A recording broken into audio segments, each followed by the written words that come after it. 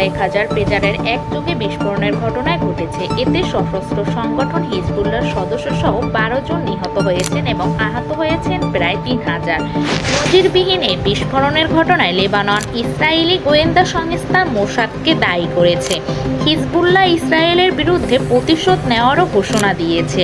এক বিবৃতিতে গোষ্ঠীটি বলেছে, প্রাণঘাতী পেজার বিস্ফোরণের জন্য ইসরায়েলের বিরুদ্ধে তাদের অভিযান চালিয়ে নেওয়ার দৃঢ়তাই কেবল বাড়াতে বৃহস্পতিবার স্থানীয় সময় বিকাল 5টায় এ বিষয়ে ভাষণ দেওয়ার কথা রয়েছে হিজবুল্লাহর প্রধান হাসান নাসরুল্লাহর।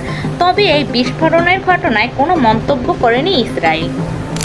যেভাবে ঘটানো হয় বিস্ফোরণ, লেবাননের বলেছে পেজারগুলো তাইওয়ানের গোল্ড অ্যাপোলো কোম্পানির। এই কোম্পানি থেকে 5000 পেজার কেনার অনুমতি দিয়েছিল হিজবুল্লাহ। চলতি বছরের শুরুর দিকে এই পেজারের চালানটি লেবাননে পৌঁছায়।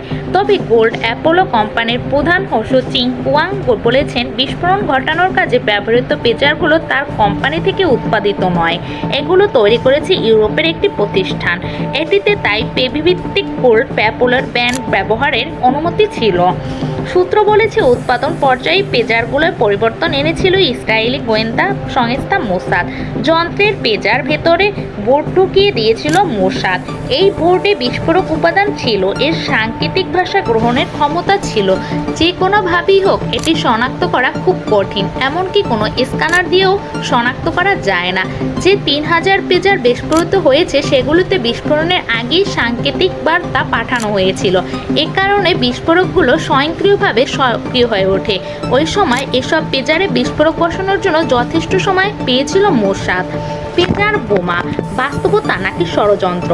পেজার হলো একটি তারহীন যোগাযোগের মাধ্যম যা 90-এর দশকে মোবাইল ফোনের প্রচলনের ফলে জনপ্রিয়তা হারায়।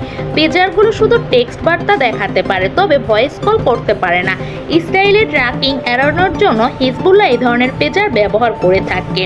মঙ্গলবারের বিস্ফোরণে যে পেজারগুলো ব্যবহৃত হয়েছিল সেগুলোর মধ্যে বিস্ফোরক বসানো হয়েছিল। তাইওয়ান থেকে এমনটাই জানিয়েছে নিউ ইয়র্ক টাইমস।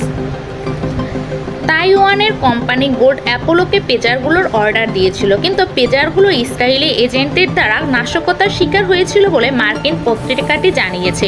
প্রায় 3000 পেজারের একটি চালানো গোল্ড অ্যাপোলোর AR-924 মডেল অন্তর্ভুক্ত ছিল।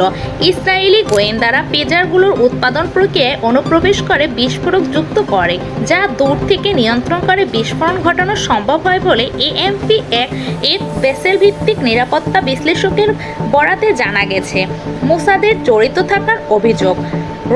রয়টার্সের প্রতিবেদনে জানানো হয়, মোসাদ কয়েক মাস ধরে এই হামলার পরিকল্পনা করেছিল এবং তাইওয়ানে তৈরি পেজারগুলোতে প্রায় 3 গ্রাম বিস্ফোরক যুক্ত করা হয়েছিল, যা হিজবুল্লাহর নজর এড়ায়।